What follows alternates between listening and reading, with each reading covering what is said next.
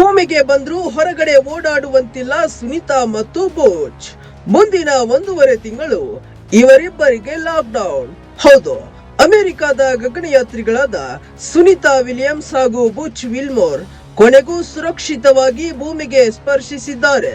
ಅವರಿದ್ದ space X capsule ಇಂದು March 19ರಂದು ಬೆಳಗಿನ ಜಾವ ಫ್ಲೋರಿಡಾ ಕಡಲಿಗೆ ಬಂದಿಳಿದಿದೆ.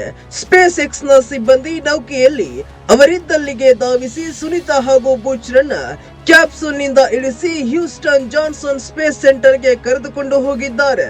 ಸುನಿತಾ ಹಾಗೂ ಬುಚ್ ರ ಆರೋಗ್ಯಕ್ಕೆ ಸಂಬಂಧಿಸಿದ ಪರೀಕ್ಷೆಗಳು ಕೂಡ ಬಲು ಜೋರಾಗಿ ನಡೆಯುತ್ತಿವೆ. ಗಗನಯಾತ್ರಿಗಳು ಭೂಮಿಯ ಗುರುತ್ವಾಕರ್ಷಣೆಗೆ ಒಗ್ಗಿಕೊಳ್ಳಲು ಬಾಹ್ಯಾಕಾಶ ಸಂಸ್ಥೆಗಳು ಪುನರ್ವಸತಿ ಕೇಂದ್ರ ತೆರೆಯುತ್ತವೆ. ಬಾಹ್ಯಾಕಾಶದಿಂದ ಹಿಂದಿರುಗುವ ಗಗನಯಾತ್ರಿಗಳಿಗೆ ಭೂಮಿಯ ವಾತಾವರಣಕ್ಕೆ ಒಗ್ಗಿಕೊಳ್ಳಲು ಬೇಕಾದ ಎಲ್ಲಾ ರೀತಿಯ ಸಹಾಯವನ್ನ ಅಲ್ಲಿ ಮಾಡಲಾಗುತ್ತದೆ. ಹಾಗೆಯೇ ಸುನಿತಾ ವಿಲಿಯಮ್ಸ್ ಸೇರಿ 4 ಗಗನಯಾತ್ರಿಗಳಿಗೆ ಹ್ಯೂಸ್ಟನ್ ನ ಜಾನ್ಸನ್ ಸ್ಪೇಸ್ ಸೆಂಟರ್ ನಲ್ಲಿ ರಿಹ್ಯಾಬಿಲೇಷನ್ ನಡೆಯಲಿದೆ. ಇಲ್ಲಿ ಮುಂದಿನ 45 ದಿನಗಳ ಕಾಲ ಇವರ ಆರೋಗ್ಯದ ಮೇಲೆ ನಿಗಾ ಇಡಲಾಗುತ್ತದೆ. ಮೂಳೆ, ಸ್ನಾಯು ಸವಿತ ಆಗದಂತೆ ಚಿಕಿತ್ಸೆ, ದೃಷ್ಟಿ ದೋಷ ಉಂಟಾಗದಂತೆ ತಜ್ಞ ವೈದ್ಯರಿಂದ ಚಿಕಿತ್ಸೆ, ನೆಲದ ಮೇಲೆ ನಿಧಾನವಾಗಿ ನಡೆಯಲು ಸಹಾಯ, ಮೊದಲು ಮೃದುವಾದ ಮೇಲ್ಮೈ ಜಾಗದಲ್ಲಿ ನಡೆಸುವುದು, ಕಾಲುಗಳನ್ನ ಬಲಪಡಿಸಲು ವ್ಯಾಯಾಮ ಮಾಡಿಸುವುದು.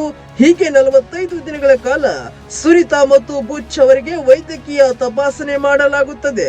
ಅಲ್ಲಿಯವರೆಗೆ ಇವರು ಹೊರಗಡೆ ಎಲ್ಲೂ ಕಾಣಿಸುವಂತಿಲ್ಲ ಮತ್ತು ವೈದ್ಯರ ತೀವ್ರ ನಿಗಾದಲ್ಲೇ ಇವರಿಬ್ಬರು ಕೆಲ ದಿನ ಕಳೆಯಬೇಕಾಗುತ್ತದೆ.